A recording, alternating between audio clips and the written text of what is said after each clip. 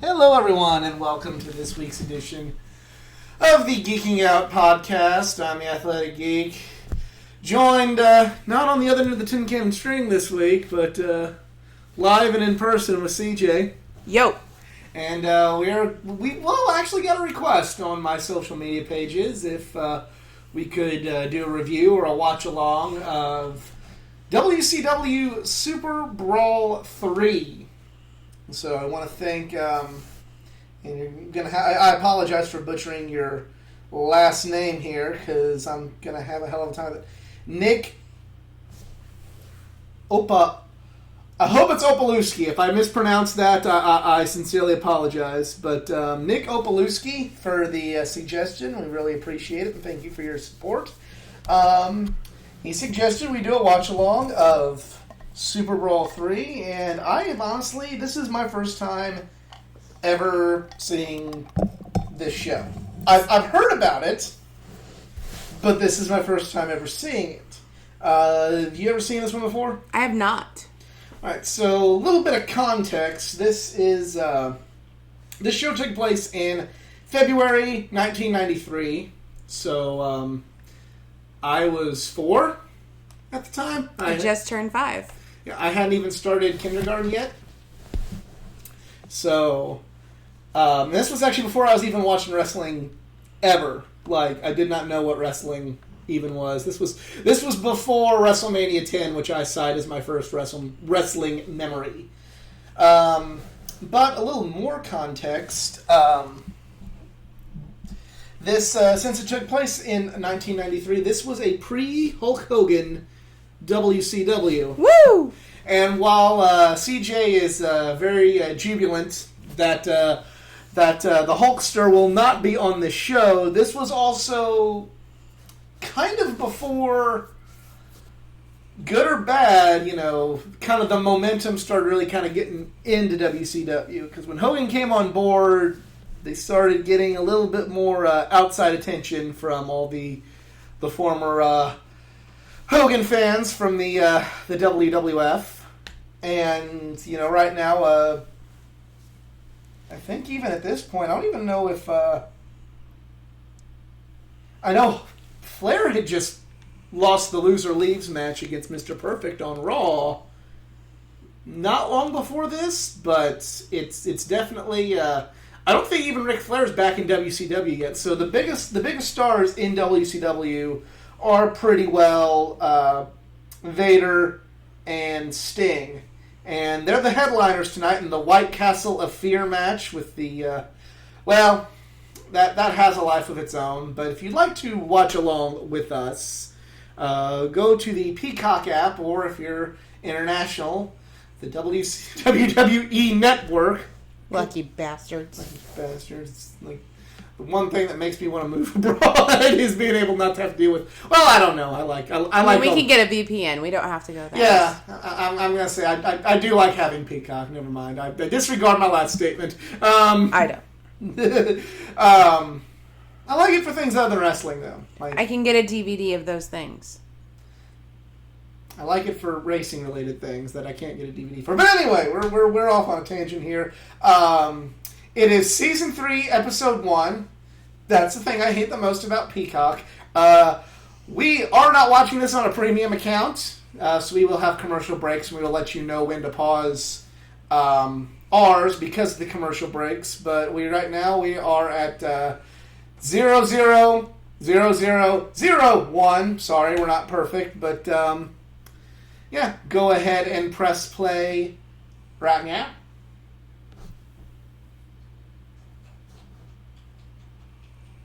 Crowd cheering. Bell ringing. Yeah, we do have the subtitles on because we didn't want to turn this up. They're really beating the shit out of Sting, and this is things that Daniel Bryan got fired for later in life. Yes.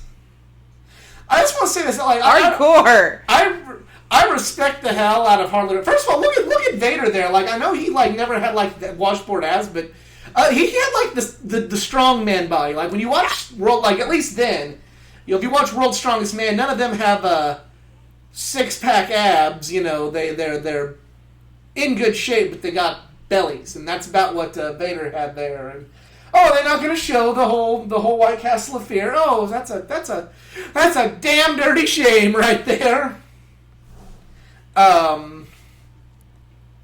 But I say this with all due respect to Harley Race. He's a legend, R.I.P. But did he ever not look like an old man? Like maybe. No. And there we see Eric Bischoff. Ooh. And is that Missy Hyatt? Maybe. Yeah. Yeah, it's Missy Hyatt. Okay. So let me do a quick little Google search here. I don't... Bischoff is with the company there as an announcer.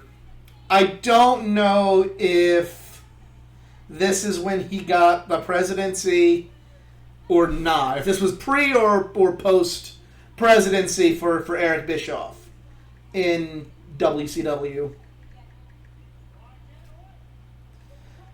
When did Eric Bischoff become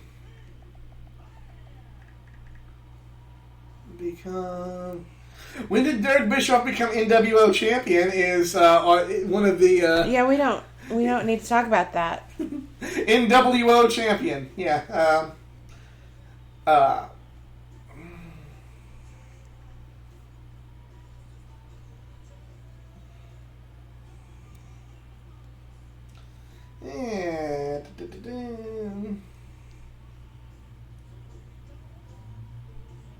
It just says 1993, so who knows?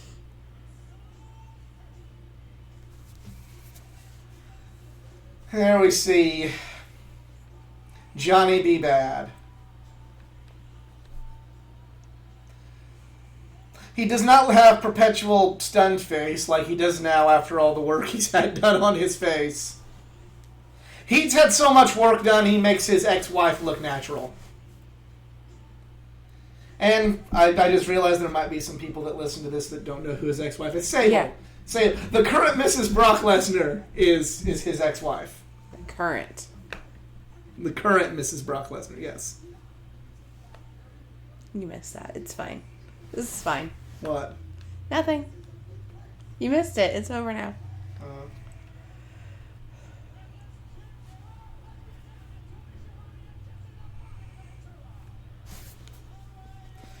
So this is before Jesse the Body was fired. Yep. And we also have, for some of the newer fans, the current voice of AEW there, Tony Schiavone. And he was a wee little baby.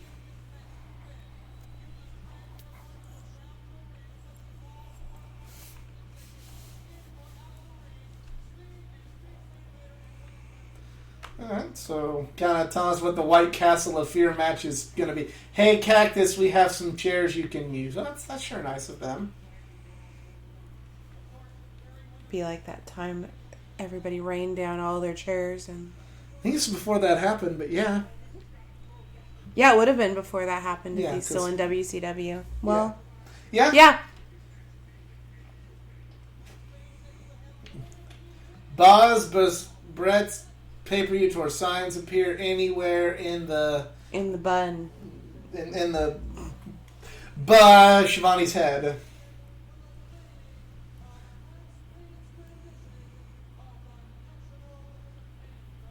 Okay.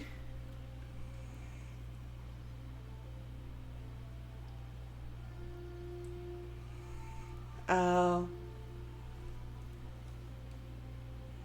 We gotta make it a rendition of, because it's not traditional. Yes. We don't want to be too, don't want to offend anyone. too wacky. He's not playing the guitar with his teeth. This is like 25 years after Hendrix did it, I know. but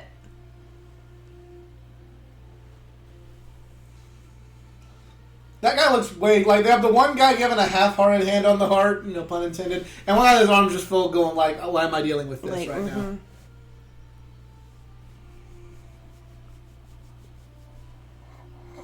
While the other guy with his hands crossed is like, I don't want to hear no freaking rock guitar in my national anthem.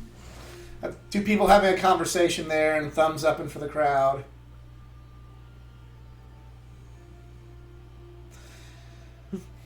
I mean, people get offended now by so many things going on with the national anthem. This was 1993, and there are a lot of people. Nobody's paying any attention. And there's like a lot of people right now that are very much not doing what they should be doing during the national anthem.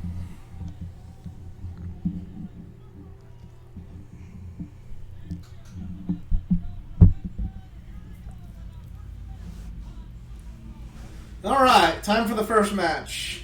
We're 6 minutes in. We're finally getting a match. Finally getting a match. We might be interrupted by a commercial. All right, okay, yeah. Good. There's stunning Steve Austin. You want to talk about a wee little baby? There is a Steve Austin with hair still, and flying Brian Pillman. The Hollywood Blondes. The most underrated tag team in the history of wrestling. Yes, come at me if you don't believe me. I will fight Steve you for Austin, this one. when he would put his first finger in the air. Yes. Like, I'd say the Hollywood Blondes are in my top 10 of tag teams. We got to do that podcast one of these days, but I'd say Hollywood Blondes are in my top 10. It's fair. It's really hard for me to talk about the Varsity Blondes, And especially, and not just, oops, Hollywood Blondes. Yep. Pre-buff Marcus Alexander Bagwell. Again, so young he still believes in Santa. And Eric Watts, and the less said about him there. Okay, so we know this is the Bill Watts administration now. There's Eric still getting work. You know, talk about something else that you can come and fight me on. You know, everybody wants to bitch on the internet, bitch and piss and moan about Cody and Charlotte. At least, you know, and it makes them look cool, and that's a debate for another day, but, like, at least they can, like, wrestle and not be complete utter dog shit and can put on good matches. Like, even with bad people, put on good matches. Eric Watts is probably going to shit the bed when he's going to be in there with Steve Austin or Brian Pillman Sr. So, just saying. Just not saying nothing, just saying. If you guys are going to go after, like, offspring of wrestlers and say, like, they shouldn't be there because they just rode coattails, pick the right ones to go after. It's true. You know, even Randy Orton. I hate Randy Orton, but don't pick on him when Eric Watts got to wrestle at Starrcade.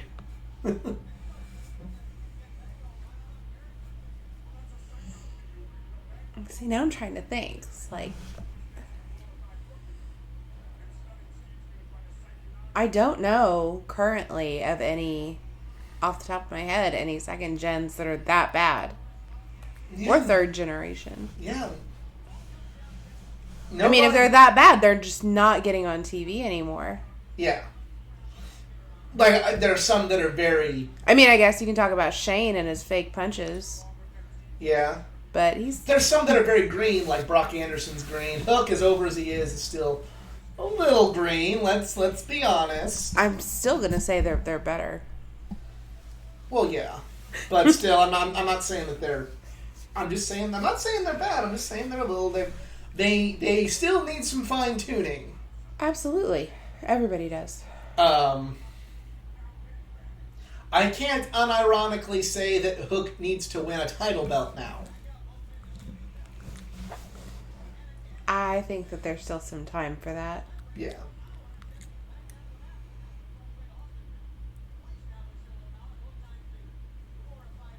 I don't think I've really ever seen Bagwell ever chain wrestle. Like, he's just posing and flexing. Like, I've really only ever seen Bagwell, like, as either one of the American males or as buff. So, him being spry, young babyface Bagwell is definitely not how I'm used to seeing him.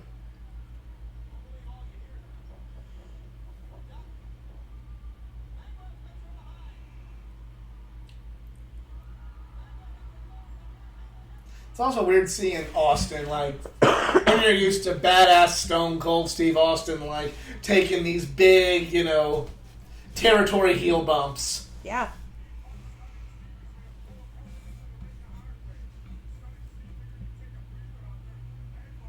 Letting anyone manhandle him. Yeah.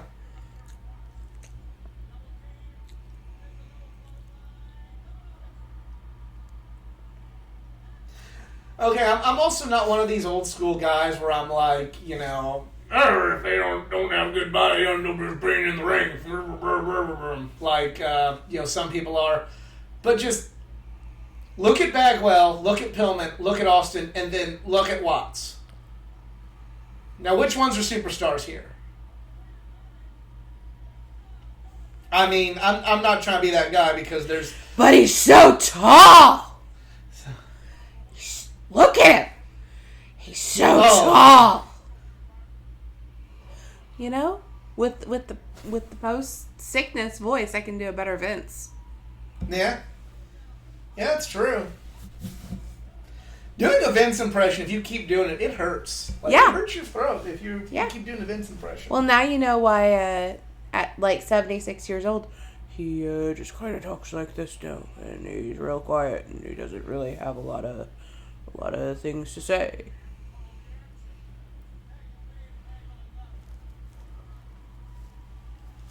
But yeah, I'm not. I was all about the body guy, but I mean. It's about charisma and what you can do in the ring. And Eric Watts has ticked none of those boxes so far. But he's so tall. And his dad's the booker. I know. He was better when he was part of Techno Team 2000. I don't think I've ever seen Bagwell do that. That was cool. It's not really a great drop kick, but credit to Shivani there to kind of say, like, hey, it didn't work. Like, that can help progress a story so well if, like, when something bad happens if the announcer knows, like, oh, well, that sucked. They go, like, oh, yeah, there's a mistake, and, like, try to work it into the match. That can save a botch from ruining the story. You mean you don't just need to call it out and say, well, that didn't work. I wonder why he did that. That seems stupid. It's exactly what I'm saying. Shouldn't do that. By God, you shouldn't. Shouldn't do that, JR. Shouldn't do that. Once upon a time... He wouldn't have done that. Yeah, exactly.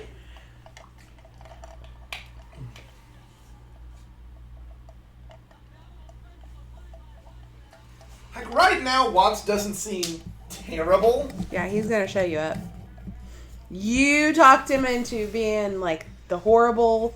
thing. Doesn't seem terrible, but he's also like, you can tell his moveset is significantly more limited compared to what the other three people in the ring are doing. And I know probably Bagwell was a rookie at this point as well, but I mean, like, all the good stuff that all the stuff that Watts has done in this match has either been like basic or he's needed help.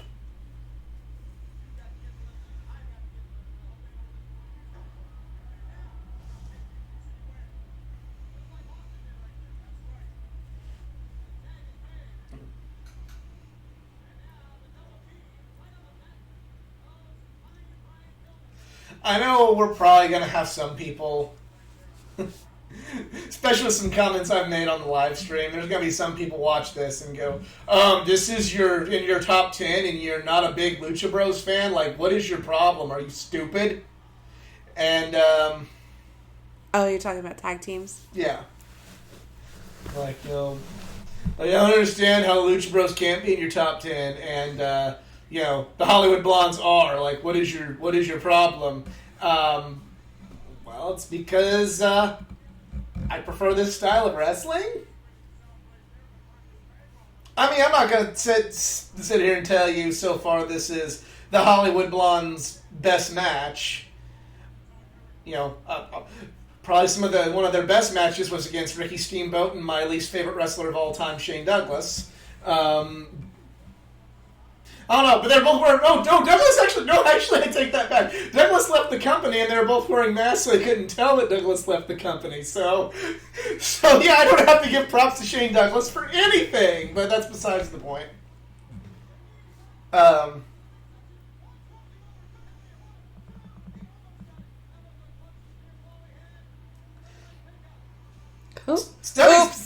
Stunning Steve has his bumping shoes on today, and you can tell his bumping shoes are his working boots, and he's doing everything he can right now.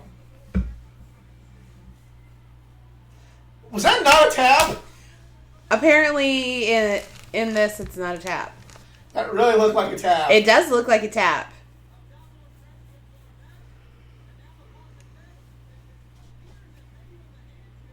You could sit in it a little. There you go. Yeah.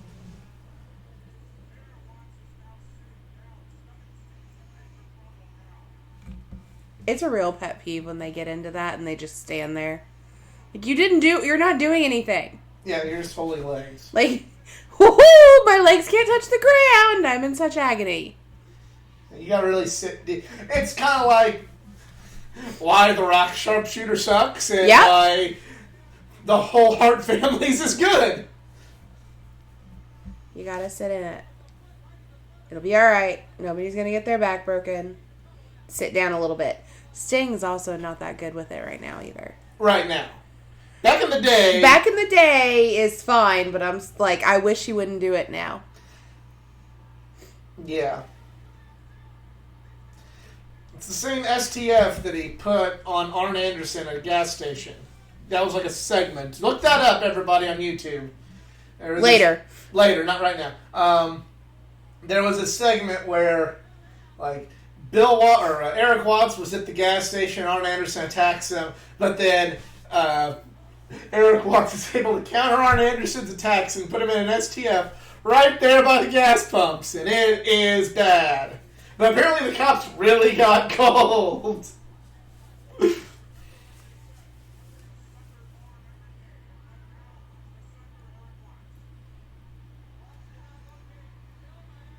Oh!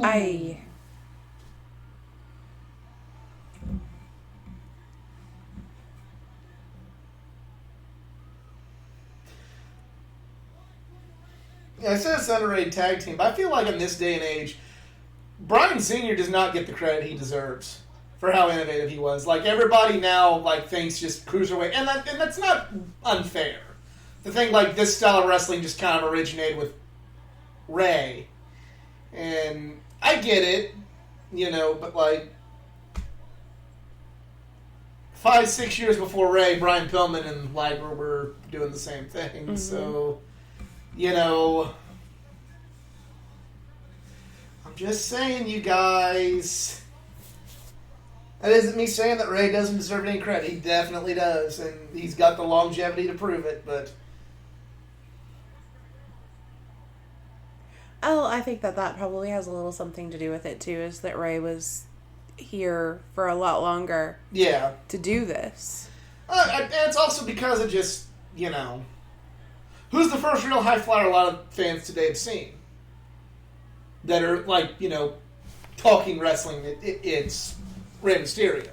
Whether it was WCW or WWE, like, that's the first one like that you've seen. So... not everybody's like us that goes and watches a shit ton of wrestling on Peacock or YouTube or whatever and, watches all the Brian Pillman. But to that end, I encourage, if you're not familiar with Brian Pillman's work, again, when this is over, put Brian Pillman in that search box and have a go and check him out a little bit.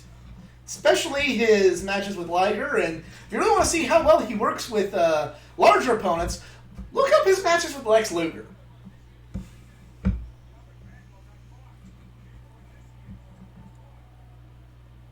Just steer clear of, like, the Dark Side of the Ring type videos that you're going to find, because that's a downer. You don't want to... Yeah, you don't want that. Don't look for that. And don't watch his WWE run, because that was bad. Well... No, his WWE run. The promos were great. But the promos and the coming into the company was fantastic. The wrestling was, he was too hurt at that point. Yeah. Look up when Brian Pillman has a gun. You will see the Hollywood Blondes in a different light. Yes, I'm getting ready to say, this is 1993. Who would have thought that 3.5 years later, there'd be a segment of Steve Austin trying to go into Brian Pillman's house, and Brian Pillman's got a gun, a Glock. He was the original Glock Anderson. He was Glock Anderson before Glock Anderson. Let me tell you something.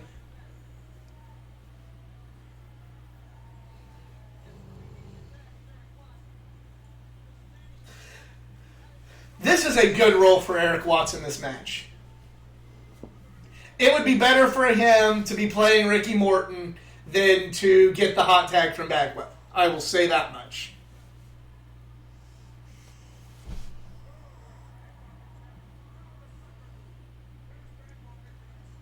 See, okay, I'm gonna kind of go back to a point I made with this happening right now. This is something that I miss from tag matches. Like, that big anticipation for that Setting hot tag. up the hot tag? Setting up that hot tag. Like, even, like, more, quote-unquote, like, more tag teams that I'm sure you might see, that some of the fans might see more eye-to-eye with me on, like, the Hardy Boys and stuff. Like, they played into that, as well. And I remember watching, in 2000, to me, like, the last time the WWF had a really good tag division, they would play into some stuff like that in those tag matches, building up that hot tag, the referee not seeing it. And even then, that, like, made me excited. And that's part of the reason why I don't really care for some of the newer teams as much. I don't hate them. I'm not... I think that's kind of what so many people like about FTR, though. Because I have seen in quite a few of their matches, they do, like... Yeah. So they're bad guys, so they obviously aren't getting the hot tag. I'd say in AEW, though, I'd say 50% of the audience appreciates FTR, and the other 50% go, yeah, I don't get it. Yeah, this is boring. Did you not see what Ray Phoenix did last week? Like, Ray Phoenix did a top rope super duper fuckinator with cherry sauce on top, and they did some stretches. So no, I'm not doing this. It's like, that's what I like. I don't like a bunch of, I don't like nothing but a bunch of just baseless moves that, unfortunately, the Lucha Bros more than the Young Bucks do. The Young Bucks know how to slow down when they need to. Their problem is they just don't do it.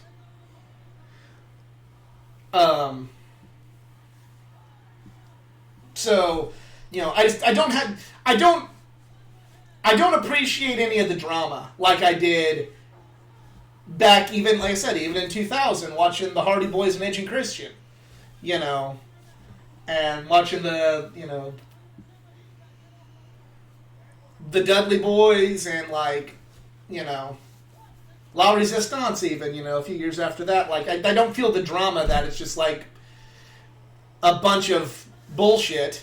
And it's not, but I respect the athleticism and, and I respect what they're able to do, but it doesn't, I don't feel like there's any drama. I feel like it's just kind of, okay, that was neat. We think that there's definitely drama to it, but it's just different. It's not that, see, I'm going to do, like, there's drama to it, but, like, well, here's a for instance. I went to All Out 2019. I really like the finish here, though. Well, they did the cheat. They did the cheat. I loved it. But, like, All Out 2019, everybody's all like, oh my god, the ladder match between the Young Bucks and the Lucha Bros. That would steal the show, best match, match of the year. And I'm like, I did not like it at all. Like, I really did not like it. It was nothing but bullshit to me. Their cage match in 2021 was better. Okay, here we go. We're going up. Okay, they're going to intersperse it. And we are on a 43-second commercial break. So if you'd like to give us a quick pause while we go through commercials, because someone hasn't upgraded. Mama needs your money, okay? If you would like to help improve this channel financially, Yes, we are on Patreon. Even though he will not use the Patreon funds to get me the free Peacock. Probably going to get, like, a better recording system and stuff like that. Probably go to, like, a better computer and better apps and things like that. That would be what the money would go to. Yeah, it would be. It would be. All right, that is over. We are at 25 minutes, 26 seconds, and there's Eric Bischoff and Johnny B. Bad in the sailor costume. Why, I don't know.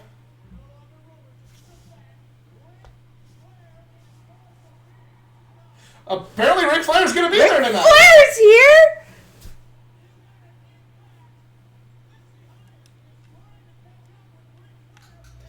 And Missy Hyatt is trying to... Oh, dear. She's not going to have a hard time. All the things can be said about those two people and the debauchery they've gone through and done and taken part in. And Missy Hyatt needs her own dark side of the ring. I'm sure that idea's been floated, right? Hopefully someone did. Go ahead and put Sunny on an episode, too. And that was, I don't know. Who are those women? Women just with Ric Flair.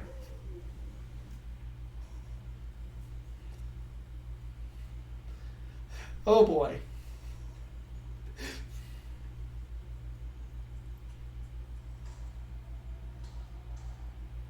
Okay. The man is back. Becky is back. Yeah, I mean, yeah.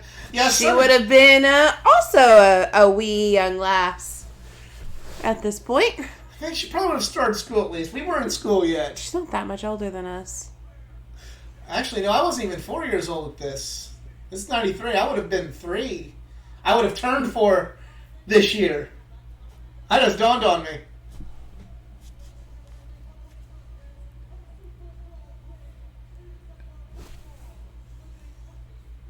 So what'd you think of, oh, hey, this is uncomfortable now. Oh. Wow. Oh. It's just a dark side of the ring altogether now. Okay, so we can go off on a little tangent now. What did you think of that last match? It was pretty good. Just so you know, Becky Lynch is only a year older than me. I just looked it up. To continue tangents, only a year older than me. She would have actually been 5 here. Okay. So, there's that. No, the last match was good. Oh, Too Cold. Okay. Wow. Actually, he looks so young. Actually, I remember this match. Because back before, Chris Benoit, the Canadian bad boy. Huh. Oh. We're talking about now. Back before, everything happened, I did... Once upon a time, I was a big Chris Benoit fan. And I had the DVD, his DVD that the WWE put out. I got rid of it after everything, but I remember watching this match. And at that time, I guess, it was one of those after Jesse Ventura won his lawsuit to not, he couldn't... He'd have to be paid royalties after any time one of his matches, anytime his commentary was featured. Mm-hmm. So, basically, WWE on those DVDs were very picky and choosy about when they were going to include Jesse Ventura's commentary because they'd have to pay him. So, when they're going to do the Roddy Piper collection, yes. They're the Hulk Hogan collection, yes. The Saturday Night's Main Event collection, yes. Ventura was there. But for a lot of these old WCW matches... Ventura was edited out, and I remember just hearing a lot of silence and a lot of Tony Schiavone, so much so that at the time, because there wasn't a WWE network and YouTube was just kind of becoming a thing, I actually had to get on a message board and be like, he looks like a stoner there with that long hair and that, yeah, what about that? He looked like Stoner Chris Benoit. I got on message boards and I'm like, wait a minute, I thought that Joey Styles was the first person to ever call a pay-per-view solo, but here I am watching something from SuperBrawl, and there's Tony Schiavone, and he's calling things solo, and that's when everything that I just told you about, WWE probably having to pay royalties and probably not wanting to pay Jesse Ventura any royalties for his voice being featured in one match on a Chris Benoit DVD from Chris Benoit and WCW, and not even before his major run in WCW. I probably just didn't want to pay him, and that's how I learned all of that. So, thank you, Internet. Yeah. Thank you before everything had to be negative on the internet. What are you talking about before? It seemed a little less bad then. Maybe I'm just looking at it You were in the wrong spot. Maybe I'm just looking at it from rose-colored glasses. It was so negative then. Well, there were just fewer people. Yeah.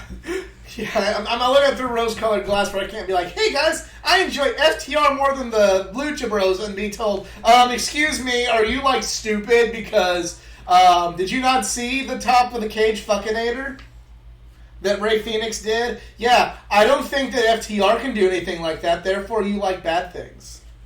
Who hurt you? The internet. Have like a personal vendetta against Ray Phoenix.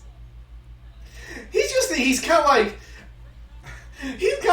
my go-to of like, I don't hate him, like there's other wrestlers that like I significantly dislike, but like we could like turn this into a drinking game of how many times during this stream you attack Ray Phoenix and the Lucha Brothers. Okay, well, they're drunk already. Yeah, exactly.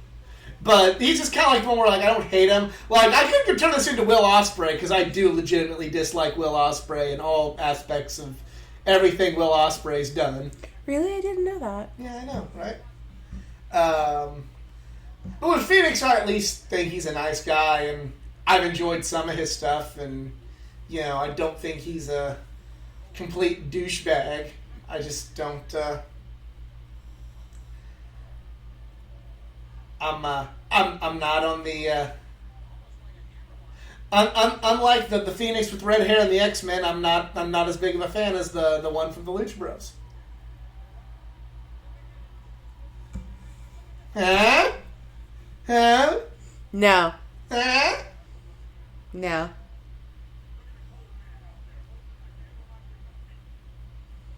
Not very well. Not holding the hammer well very well with the feet at all. Still better than most people probably could be. I mean, that's fair, but...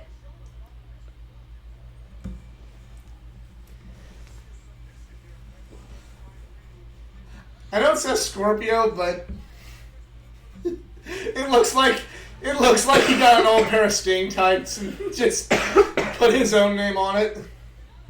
Maybe he did. He might have.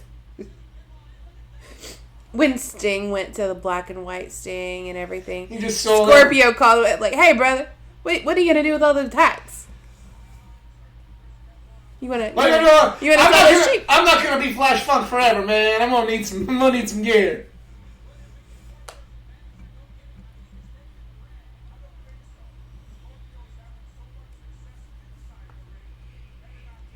Scorpio, talk about somebody again who I think is very underrated. Scorpio, like, dude was doing a lot of great shit, and because he did it he was either in ECW, so he was kind of underground when he was doing it, or he wasn't being featured correctly in the major promotions. Like, a lot of people don't recognize how good Scorp actually is.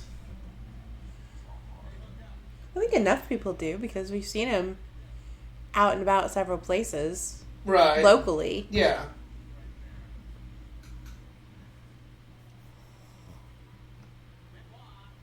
But kind of like, he had, like we're seeing it right here, like Scorpio had the technical, he had the high flying, he knew how to time when he did his stuff. Like, Scorp was great.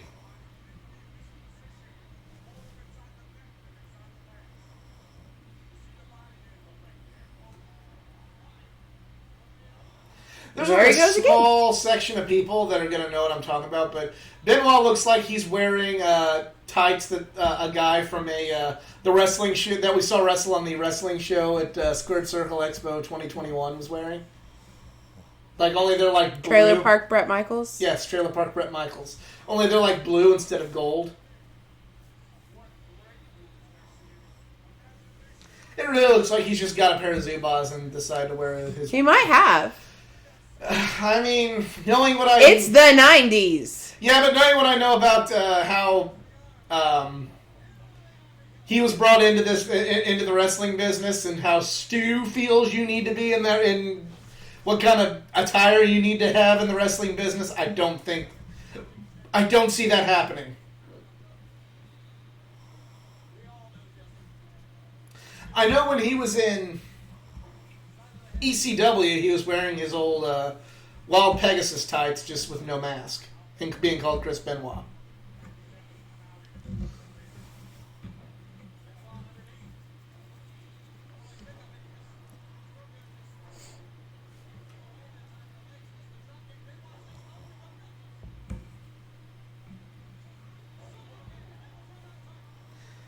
You know, something that I've noticed, and I understand that this is just the first two matches, but how many times do people stand up? Are people just standing at these matches? I understand that this is not, like, the hottest time in WCW history. Right. But they're pacing the matches so that people can sit and relax and save their energy. And there was not a stupid sign that says connecting people through wrestling. And reggae. If you hear this, dude, put your sign down. You want to take it? Cool. You want to take pictures? Cool. Don't stand there with it up the whole freaking time. Blocking children. And other people who are short. But especially children. Bitch, I want to watch it too. I'm 5'5". I can't see through that hole in your sign, bro. Like, I want to get into this match, but I can't. I've moved past, like, having to fast forward through these sorts of matches. Because when it first happened, like, I couldn't even, like, incidentally watch it, but, you know, I still can't enjoy these matches like I once did. I think I probably have gotten back more into watching Chris Benoit and enjoying what he was. More so than a lot of people. Yeah, but I still can't. I'm watching this just basically to admire Too Cold Scorpio right now. Like, I can't, I'm not, like, angry or, like, feel bad or anything like that, but, like, I can't go... I always feel a little bit more sad, but I think a lot of people can't get past the anger, and I get it. I have a totally different view on the situation because people that I know with severe brain damage. Yeah. That's still not excusing anything. But... It's not excusing a thing, but I deal with someone with severe brain damage, and it's something that's traumatic and can't be helped. Not that should have stopped anything, but I don't know. Knowing what we know, I will say the Dark Side of the Ring brought a lot of closure. Like, you know,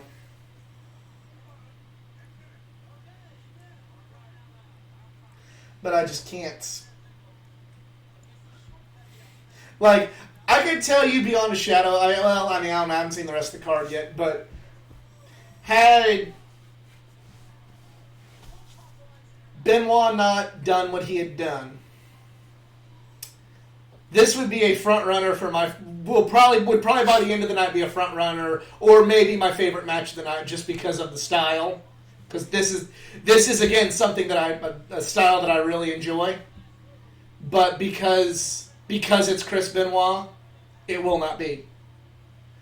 It may be an Eric Watts match as my favorite match of the night because of that. It may default to that. Who knows?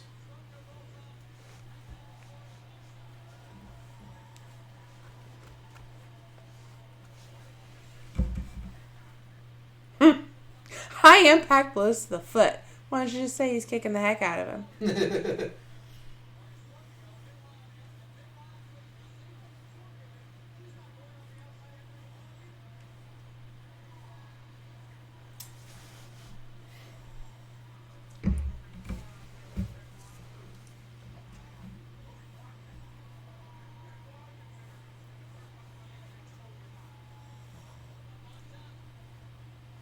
They definitely gave people time. Yeah.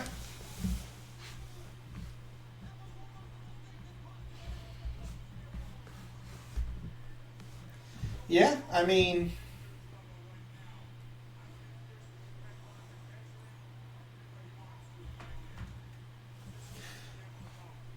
Yeah. This is weird just kind of seeing this, because whenever I think of Benoit in WCW, I think of, 95 to when he went to WWE, I think of the Horsemen, his run in the Horsemen and things like that. So this is still kind of surreal to me to think that, like, he was around, then. He was auditioning to be in Whitesnake of wrestling. Possibly. Oi. That's Walls of Jericho pretty much right there. Mm-hmm. Walls of Jericho / Lion Tamer.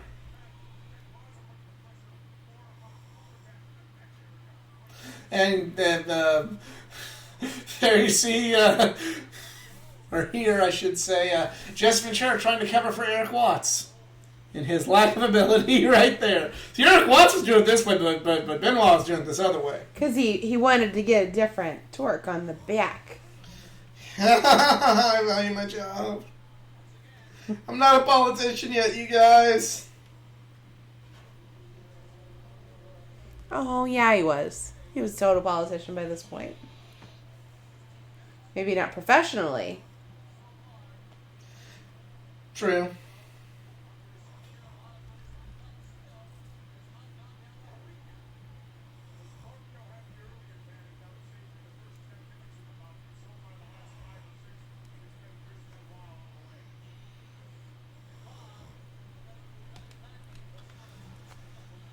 I wonder if this is going to go to a draw. I wonder if this is going to beat a commercial. Yeah, I don't think that they put the commercials in until the match is over.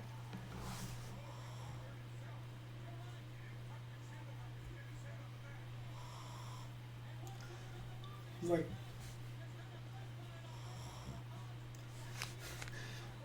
it really is like teenage rock band Chris Benoit. You want to join Whitesnake? He's got the long hair. He's got those tights. He's got this like, yo, what up, dude? Shut up! Shut up, dude. I'm gonna play the bass.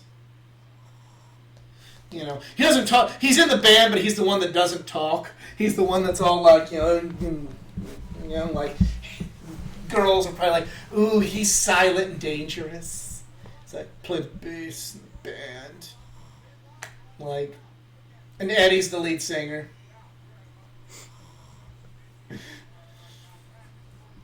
Who's the drummer?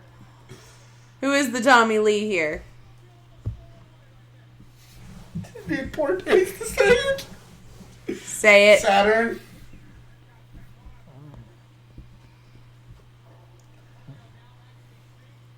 Malenko's on guitar. He's the McMars. That fits. Yeah.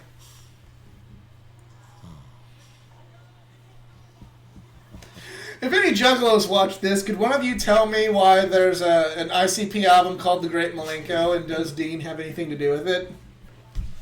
Apropos of nothing right now, just I still feel a little weird talking about Benoit a whole lot, so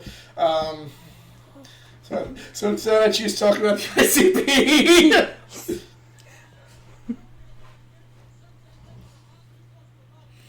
He's doing the avoid dance. Speaking of dancing, Blue Meanie, everybody. Blue Meanie. segue into our new sponsor. Blue Chew! Please sponsor us. Yeah, please sponsor us, Blue Chew.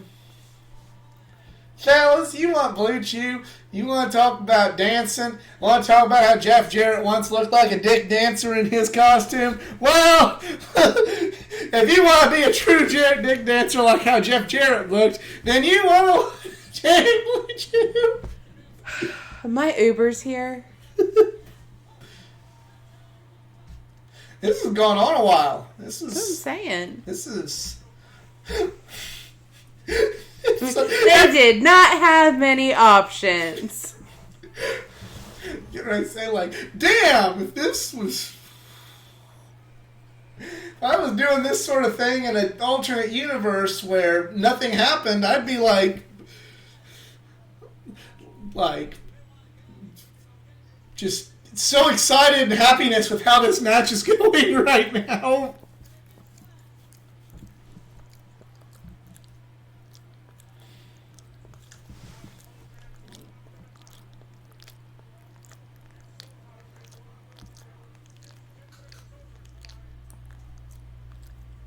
Flip. Nope. Dang. He did the flippy shit. Well, you know what? Even back then, somebody was kicking out of the flippy shit, so I guess I guess I should scale back a little bit.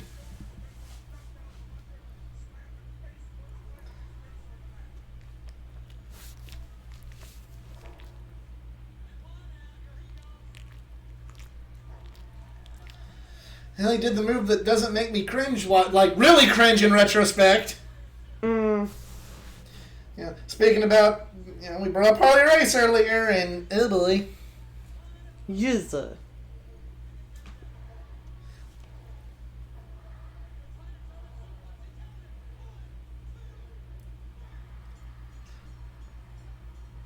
Yeah, I would. Under any circumstances, I'd have loved that. That would have been one of my favorites. That finish was amazing.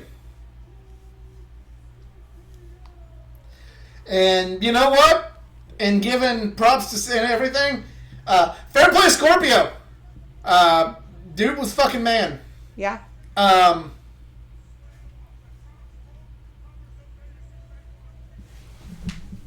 Yeah, this was...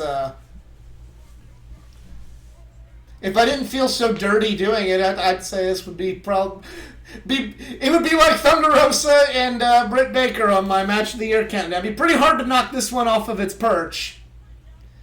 But, yeah. We're on commercial again. But, yeah, that's my take on the whole thing. What did you think during this commercial break? I mean, if we're taking out, everything about it, that was a really good match. Yeah, it was putting phenomenal. it in the vacuum where just that match exists and nothing bad happened ever. That was a really good match. That was really good booking. And especially with, especially in 1993, ECW gets a lot of credit for allowing all those guys to go out and wrestle, and rightfully so. But it's hard to think that, before ECW started becoming, really getting credit for their innovation, here it was in shitty little WCW that no one cared about, quote unquote. No one cared about until the Hulk Hogan came in, quote unquote.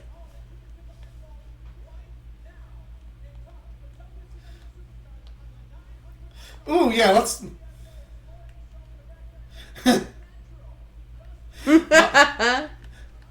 Speaking of young people, look at that young little Dustin Rhodes there.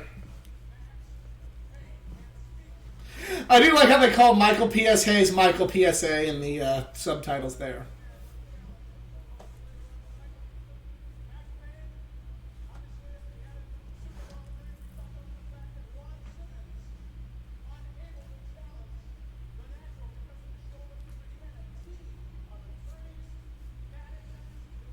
He's like, I don't even care. I just want to play my guitar. I want to do my renditions. I'm gonna do my rendition of "O Canada" next, and then my rendition of "Rule Britannia." Hail to the Queen. I don't know any other national anthems. I'm sorry. Actually, I don't even think "Rule Britannia" is even the national anthem for England. So, yeah, no, I don't even know. God save the Queen. Okay, that one.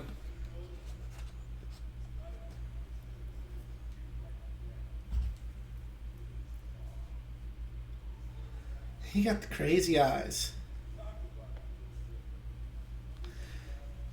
Yeah. He got the really crazy eyes.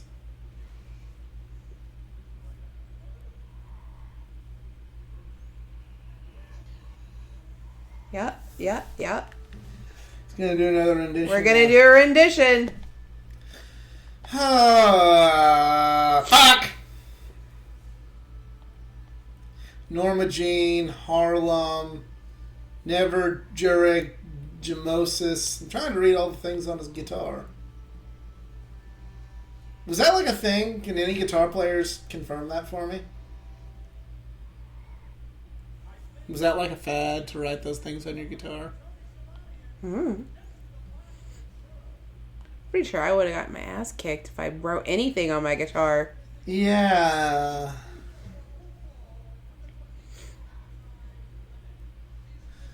The 20-minute time limit seemed to be a theme here.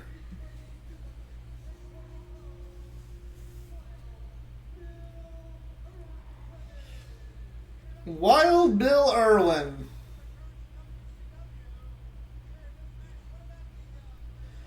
Before he became the Goon.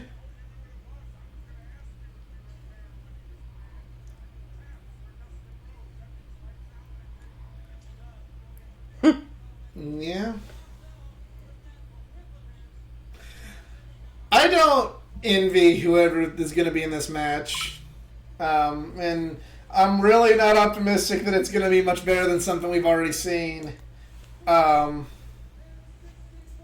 hang on. Well, if anybody can make it. All right. And this was not very long after arguably, and I'm still waiting to hear the argument against it, his best match of his career from August the previous year against Bret Hart at Wembley Stadium, but okay.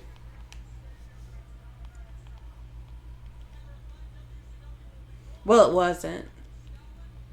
You think his best match if it was the Bret match? Any other one. I probably have more reason to hate Bret Hart than you, and even I will say that's his best match. I just really like to be contrarian to you. Okay. It's fun. Man, Hulk Hogan sure is bad. He never had a good match. Now be contrarian. Gotcha.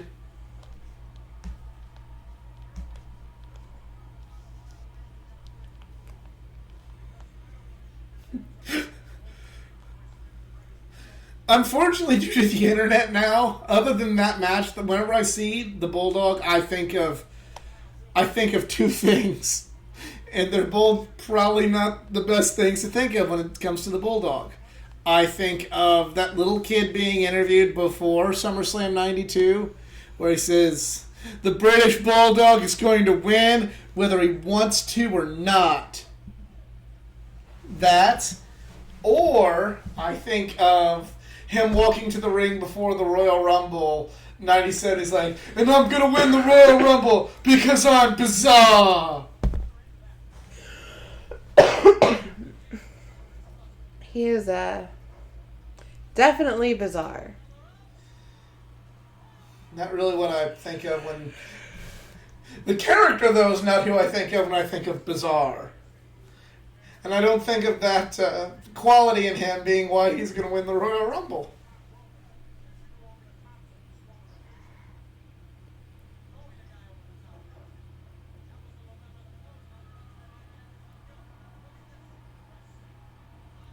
I don't think this one's going to go 20 minutes. I certainly hope not.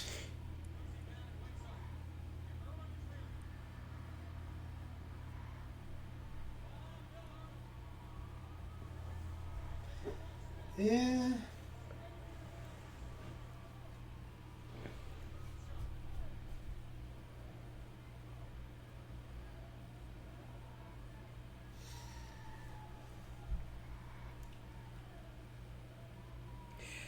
You know, the scary part is that Wild Bill there. Yeah. I'm pretty sure I've seen, like, some women walking around our local areas wearing that exact same outfit. Yeah. Some apple-bottom jeans and the boots with the fur right there.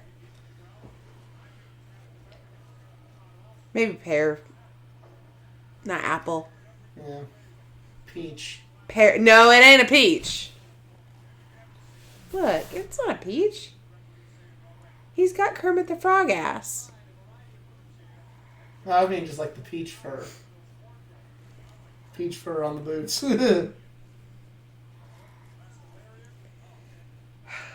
Mark for edit. Mark for edit. They're not in the roster. You don't know what peach means when it comes to... Oh, I do. I was just making that for the boot, the furry boots. No. Like, they weren't. They're not very furry. They're semi-furry, so it's peach fur on the boots. It's not even considered peach fur. It's peach fuzz. Exactly. But no. I mean, those are not Warlord boots. See, I'm not looking at Bill Irwin's ass, unlike you. I mean, I'm really not either, because it's not there. Bless his heart. He tried.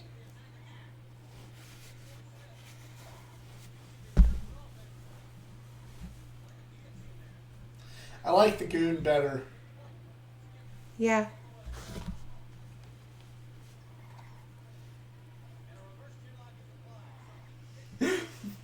The goon has more WrestleMania matches than Keith Lee. That's lovely. Thank you. And I might have just made myself sad.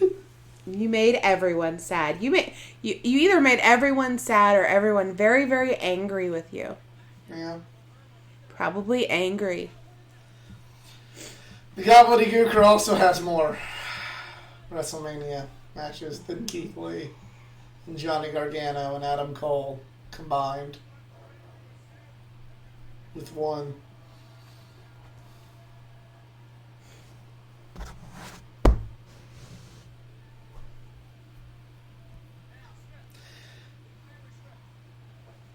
This match has gone on way the fuck too long.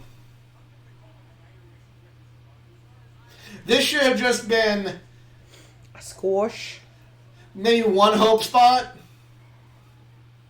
One hope spot, a running power slam, and the British Bulldog fucking is off to bigger and better things in WCW.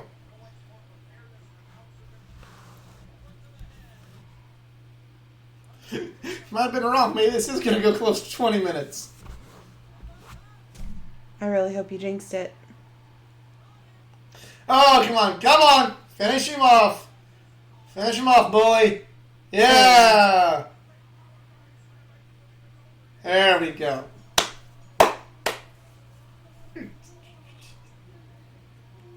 Running power slam. Nobody kicked out. I'm like, well, Fuck. well, for all the grief I gave the Lucha Bros earlier, Wild Bill Irwin just kicked out of Bulldog's finish.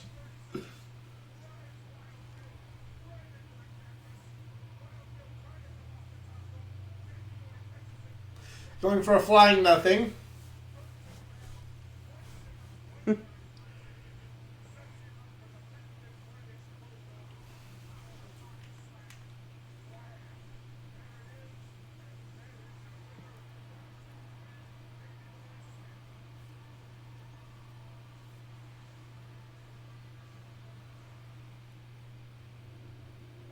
Oh. Back? More of the White Castle of Fear, yeah.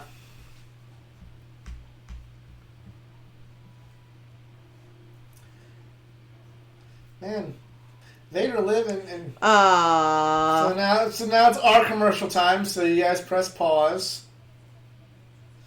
Unless, of course, you don't pay extra. Yeah, if you pay extra, in which case you're welcome.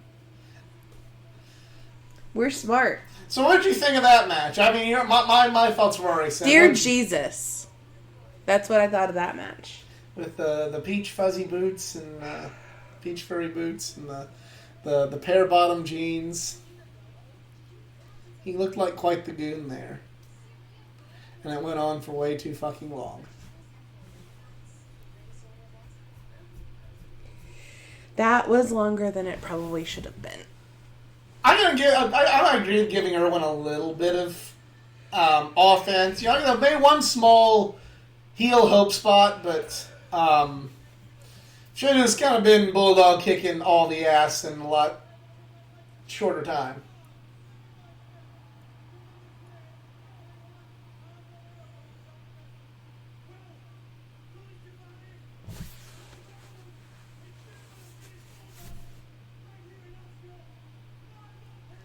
Right here in Nashville, they're in Asheville.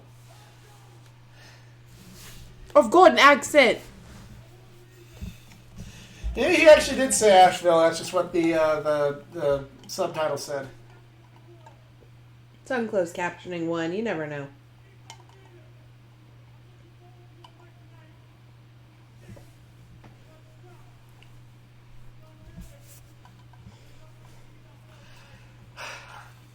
Bulldog not winning the title in WCW is a little disappointing. Like, you thought he would have got it there at least, but... Yeah, I mean, maybe not on Sting, Flair, and Vader's level.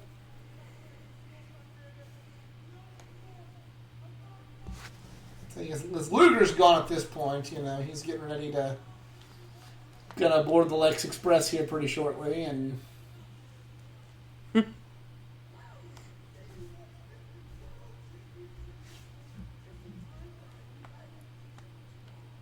Yeah, and that was very convenient there. I hate Johnny B. Bad.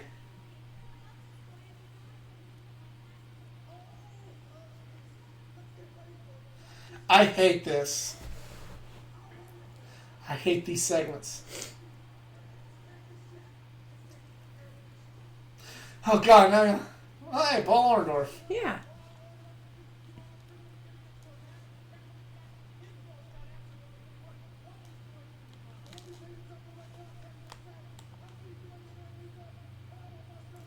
I wonder if something's going to happen the way he's telegraphing that. Yeah. I didn't have anything else to say, so I'm just going to mumble incoherently. And look around, waiting for... You with the snow shovel. Alright, well, we got ourselves a match here. No. It's anything goes. Why are you taking the shovel? Damn it, Randy. No wonder Eric Bischoff fired you in front of your kids when the NWO came. So...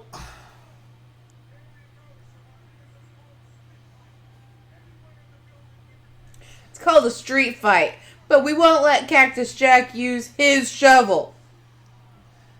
You can really tell about the issues that Orndorff had in his right arm there, because look at that. Mm-hmm.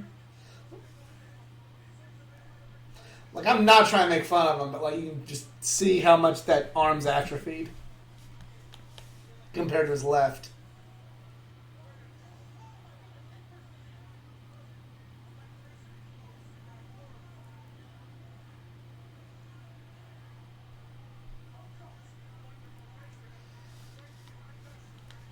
I'm assuming Orndorff's the heel here, because I know Cactus started out as a heel in WCW.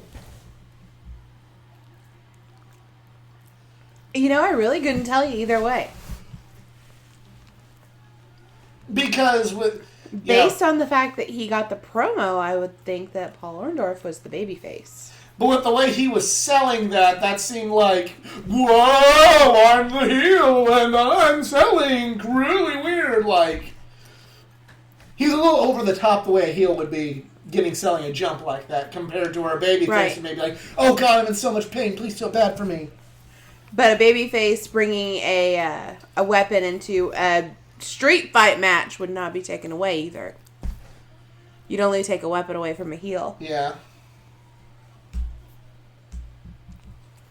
So I really... Problem. I can't tell. Yeah. I do know, and this is just from the best of my recollection of reading Mick Foley's books. 93, he's getting ready to start his program with Vader. So, he being Mick Foley. Son of a bitch, man. God. Oh, jeez. And the move botch, too. Oh, God, that's bad. I don't think it was a total botch. I think that Orndorff probably didn't want to take that bump, and Mick did. I can believe that. He's like, no problem. I'll take the bump. I'll make it look good. It didn't, but that's okay.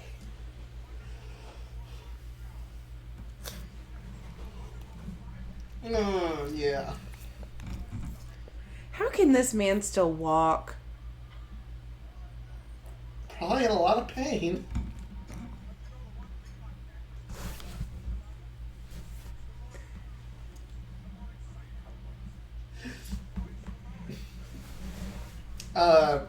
I mean, he didn't look like he was getting around great a little while back when we got to see his stand-up routine. Yeah. A lot better. Better than other times I've seen Mick, sure, but not wonderful. Which just dawned me, like, I forgot that Orndorff passed away recently. Mm-hmm.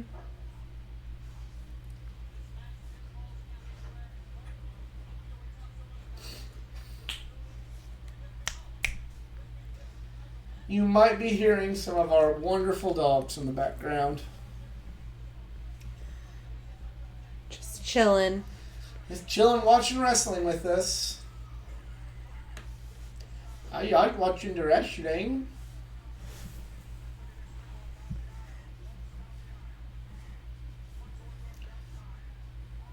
They do like watching Ooh, wrestling. oh, wow.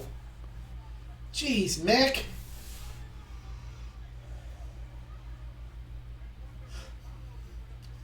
Like, now that I've met him, like, I mean, I've met Mick a lot of times. This is like the time, okay, a little small tangent about all the times I've met Mick Foley. It was always so hurried along, like, he was nice, but it was just kind of a very, hi, good to see you, thank you, you know, sign the autograph, take the picture, and, you know, get to the next person. It wasn't too terribly different, but he just seemed like he had a little bit more like, you know, hi, what's your name? And, you know, oh, did you enjoy the show? And, you know, oh, thank you for bringing up your question during the during the Q&A. And, oh, you're having me sign this? That's cool. So this meeting just made, like, me, oh, jeez, Rick!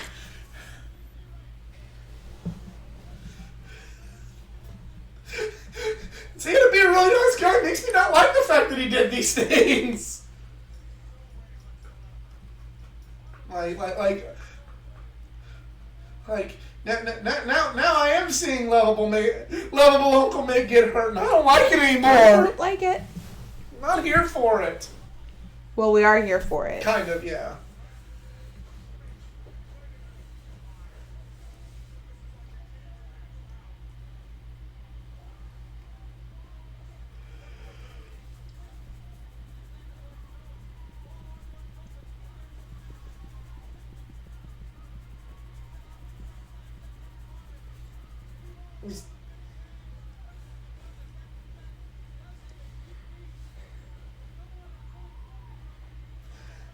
You know, I'm not gonna.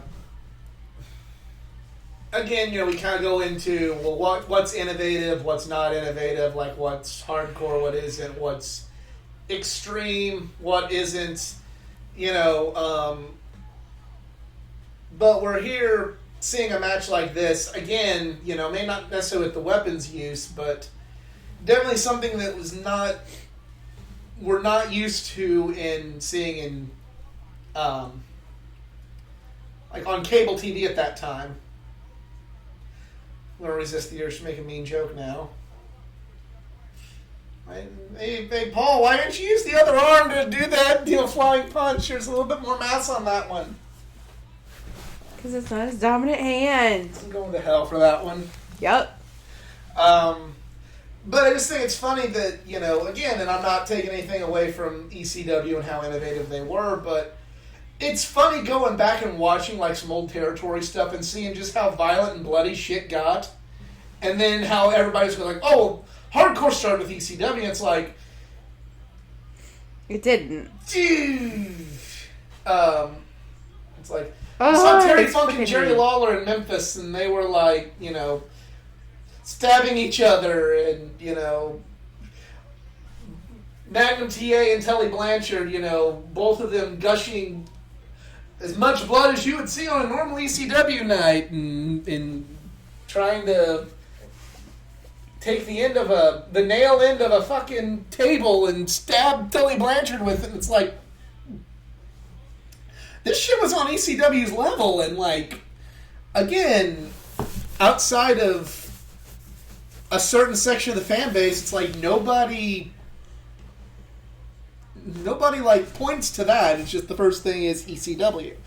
Again, nothing wrong with that, because that's probably where a lot of people, probably more people got to see ECW than they got to see, that became wrestling fans when we did, than what got to see Memphis or Jim Crockett. But I don't know, it's just kind of... You'd think in a world where you can watch almost any wrestling pay-per-view that, occurred, more people would be hip to those things. And again, I think it's we're a very small minority of the population of wrestling fans that's already a small population of the world in general, but we do like going back and watching. Right. And that's not, I think, something that's typical, because it's happened. Not interested. We know the outcome. Not interested in watching the old stuff. We'll just wait for the new. And wrestling does have a tendency to repeat itself. So. Right. I don't know. If you take nothing out of any of these watch-alongs, it's go watch some of this stuff. If you are watching this along with us, if you see the fact that, oh, hey, they're doing... If we can get one person who's never seen this pay-per-view, or never seen a pay-per-view that we've done, go, let me watch this for real before I listen to this podcast, I'm happy. Like, I feel fulfilled in what I've done.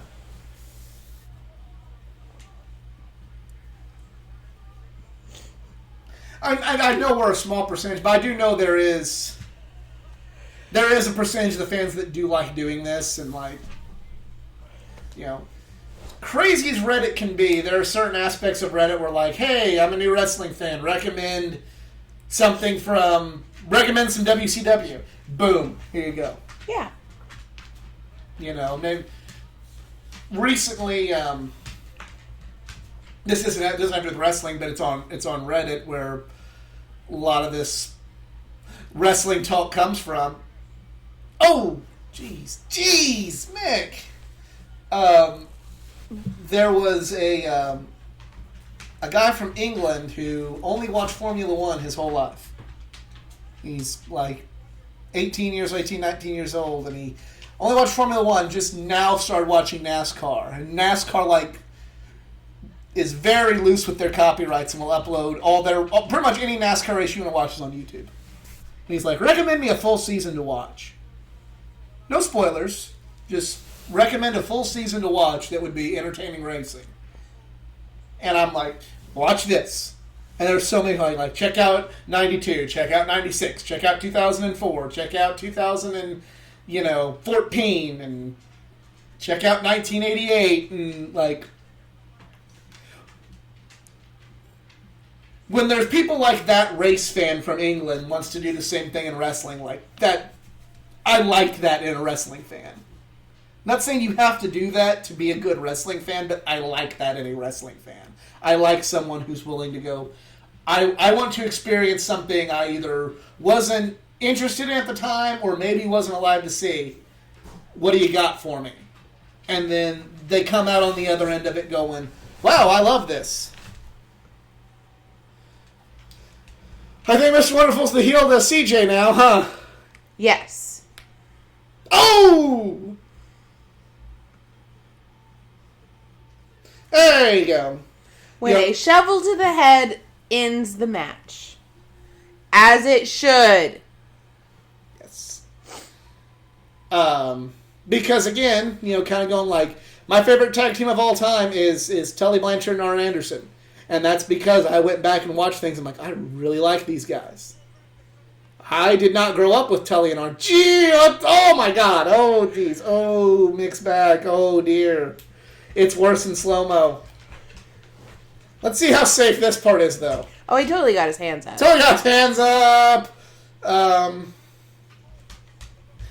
This was a decent little brawl, but I find myself more so just cringing at poor Mick. More than anything else.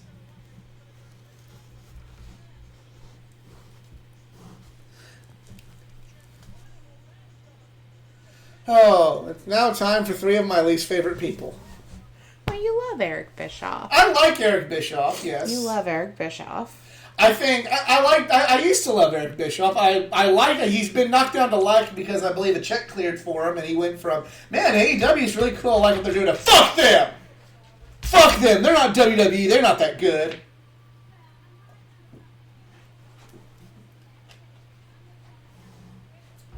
Eric Bischoff gave me a free meet and greet, essentially, whenever he knew nothing about it and the convention was going to do nothing about it. Eric Bischoff gave me a cool experience, and I will always like Eric Bischoff for that.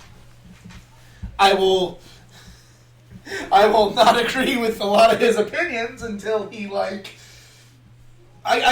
guess I guess, true to his word, he's going to like whoever's paying him. So, what did you think of the Mick and Paul Orndorff match there? That was pretty brutal.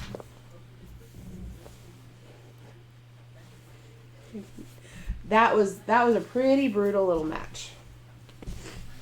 Maybe for 1993? For 1993 on a promotion like WCW, yeah. I know FMW was around and, there was a lot of stuff going on, but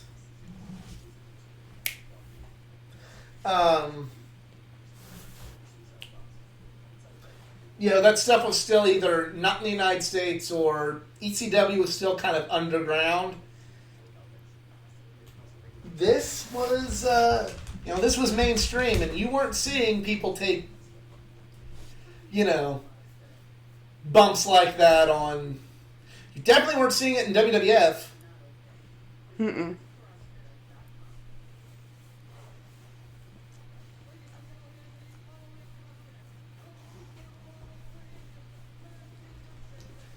Alright, so what we got here? 30-minute time limit for this one.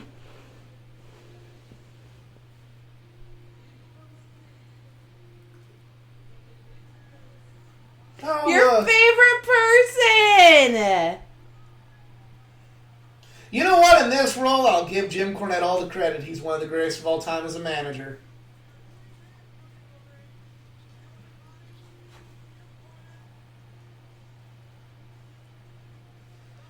The Heavenly Bodies, but I mean, isn't that Sweet Stan and Bobby Eaton? I mean, I know that's Dr. Tom, but there's Stan Lane.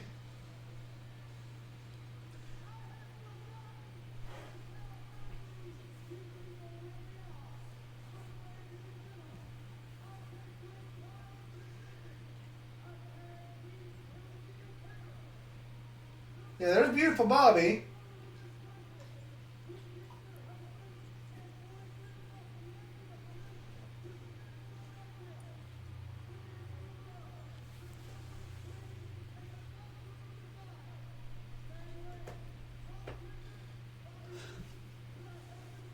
Okay, so now it makes sense. They're collectively as a stable called the Heavenly Bodies. Gotcha. Okay. We're on the same page. It's like... Say like, why are they being called the Heavenly Bodies? Like that's the Midnight Express there. Alright! Yay! Ricky and Robert. Speaking of doing hot tags and... Hot tags and playing tag Ricky Morton. team. There's Ricky. Well, that's Robert Gibson, but Ricky Morton will be there pretty shortly. He's smooching on a girl, I'm sure. Yeah.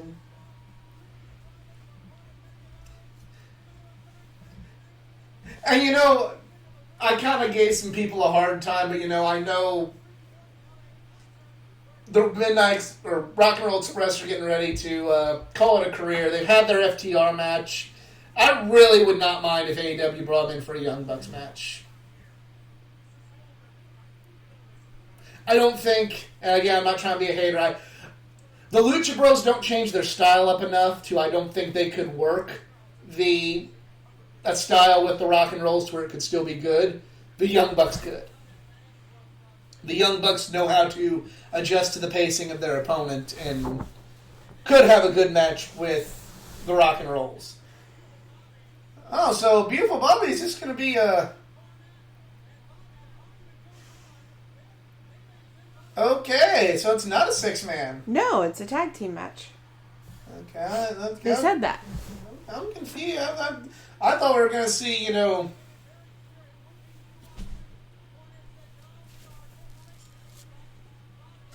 I'm guessing this is...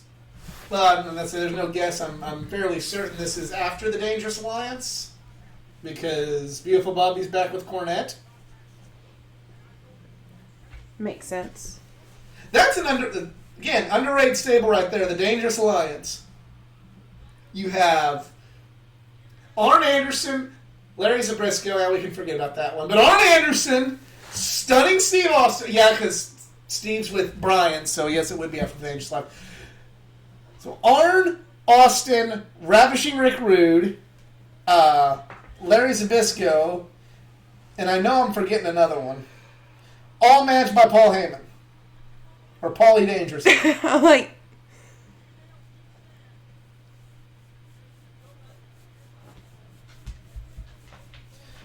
Who did I forget about in the Dangerous Alliance? We'll find out. Yeah, Eaton, Arn, Zbyszko, Rick Rude, Steve Austin. Medusa and Paulie Dangerously as the managers.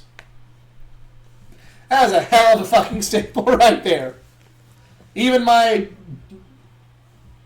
not completely understanding the appeal of Larry Zbyszko, that's a fucking stable.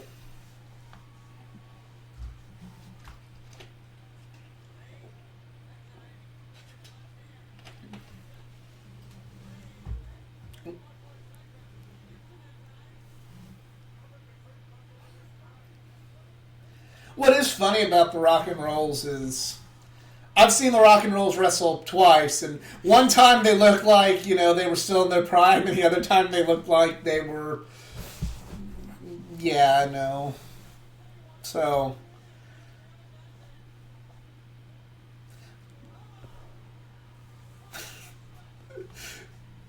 I've seen Ricky Morton do a Canadian Destroyer. I wonder if that will end the match. No. If when Ricky Morton does it, get it in the match. In 1993, if Ricky Morton does a Canadian Destroyer, will it end a match? 1993, possibly. And, 2022, 2023, absolutely not. It will not end the match. As a matter of fact, he might get a 1 count. Doesn't even go for the pin. You don't even go for the pin.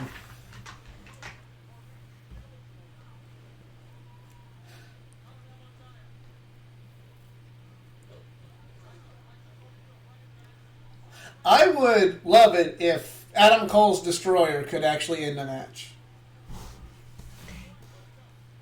I would love it if any Destroyer could. I know it never will. I mean, like, Adam Cole, like, it's one of his quote-unquote finishers. That's never finished. Yeah, I know. Now, maybe in ROH it did. I don't remember. But, I understand with some other people, Lucha Bros, Bucks, even Dustin, the Destroyer's a setup move. With Adam Cole, it's a finish. Please let it finish one time. Let it finish. Sounds so dirty.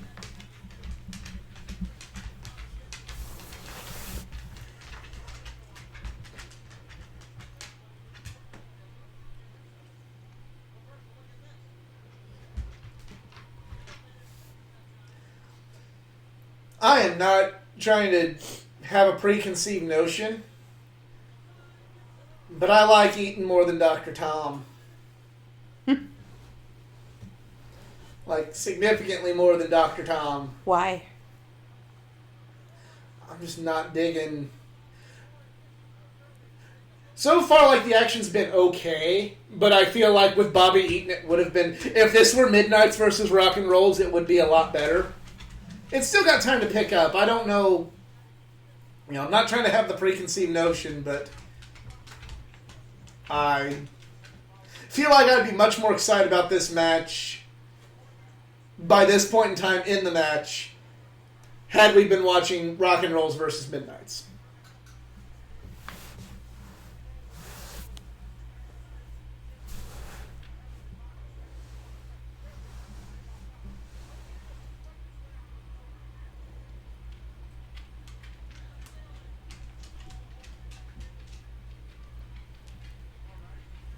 There's so much hair in the ring right now. There is.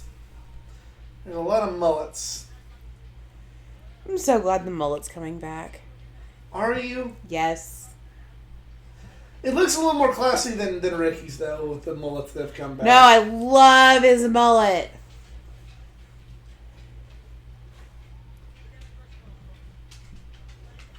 It's all business in the front, party in the back.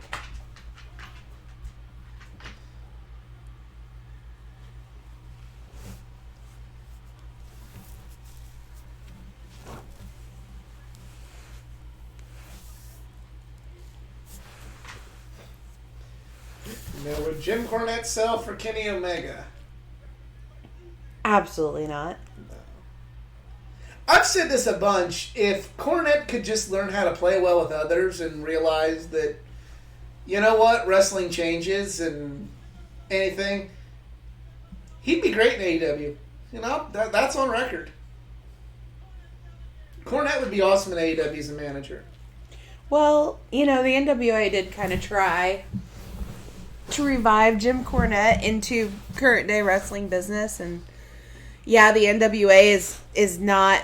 The NWA does fit everything that Jim Cornette wants about wrestling. It does.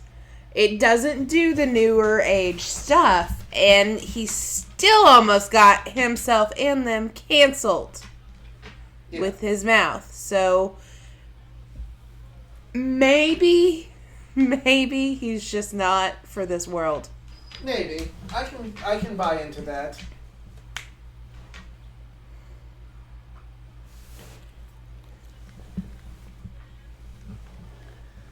But I'm just saying, if he could just learn how to play, realize that...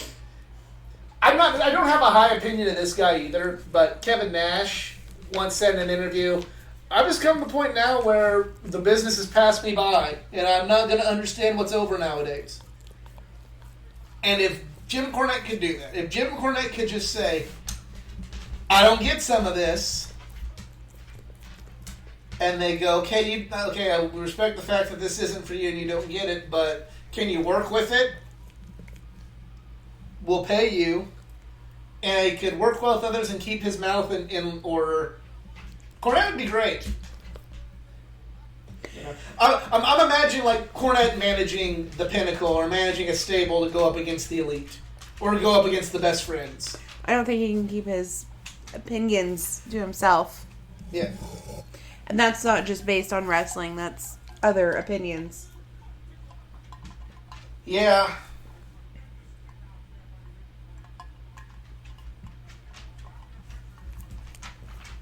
For a man that would rant on Donald Trump the way he did, he's sure got some backward opinions that really not of this world anymore. like some of the things he's called Sonny Kiss. Among other people. Yeah. Kenny Omega.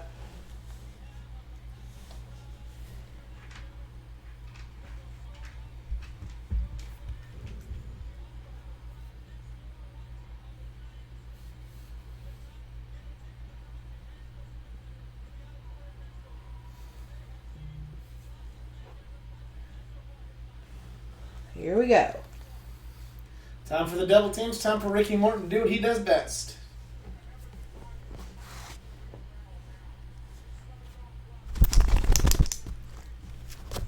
And a good little shake there.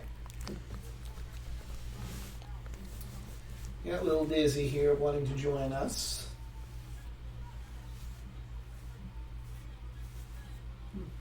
There are 3 dogs and 2 cats in this building right now.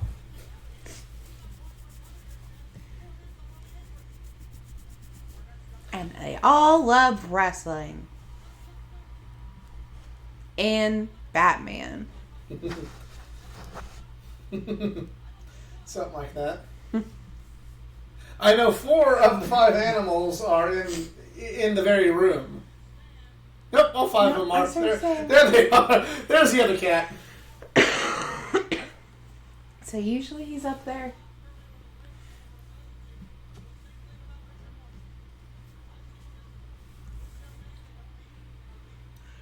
Young man.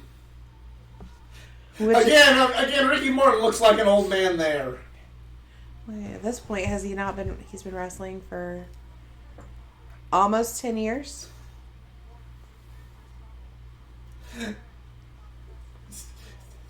Here's one thing about old wrestling I don't get. Why did women like the Rock and Roll Express so much? Because, good Lord, they were ugly. I mean, ugly. So is Steven Tyler. But true. The appeal. Billy Ray Cyrus. That mullet, though. You see, you like mullets. I don't get it. But, like, fucking Robert Gibson especially.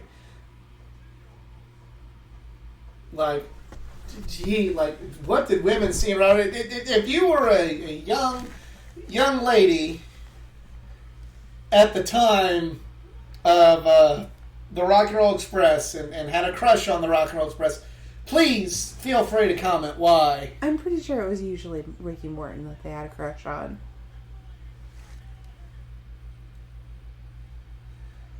I stand by what I'm asking. Ricky Morton too.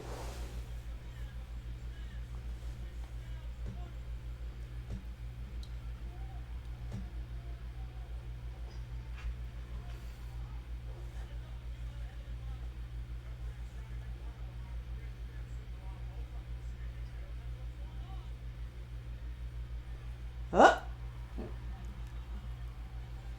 Oh, there we go.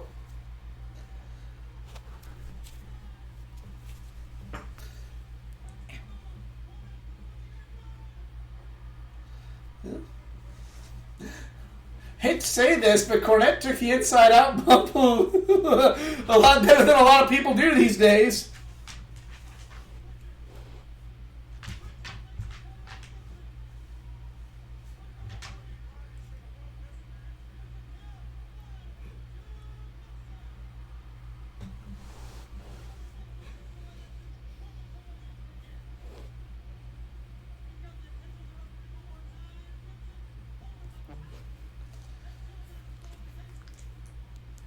Oh, I still enforce that rule at this time. Throwing over the top rope is a DQ. I think that was just a WCW thing. I can't remember. There's Eaton. Oh,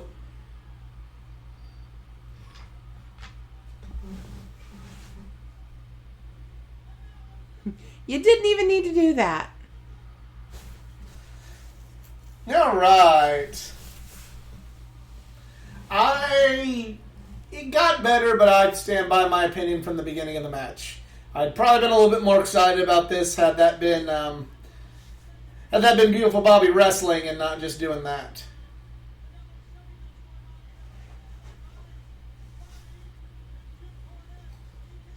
but yeah. Probably. Yeah, I'm Still not. a good match. It was okay. I believe I like Bobby more than Dr. Tom. I feel like Bobby's a better wrestler than Dr. Tom, and he was the weak link for me. That's not me saying he didn't go on to become a good trainer or anything of that nature. He got more White Castle of Fear. Look at where Vader lives. He's got like women and a big like feast platter, and this is going to be a good place to put a pin in this one. I want to thank you all for watching part 1 of our Super Brawl 3 Watchalong. If you enjoyed, please like, share, subscribe for more content. Follow me on social media pages, facebook.com/athleticgeeking9, Twitter, athletic_geeking9, Instagram, athleticgeeking9. On Patreon, if you'd like to, help us get some new cameras and some new stuff. Your money. Yeah. Your money is now our money. We'll spend it on drugs. Things. Aqua Teen reference. I know, but you ruined it. No. I was being honest with the people. Oh, shit. And, be sure to tune in next week for part 2 of Super Brawl 3, where we have... I'm going to look at the match card here real quick. We got some big ones coming. Any minute now. Yep.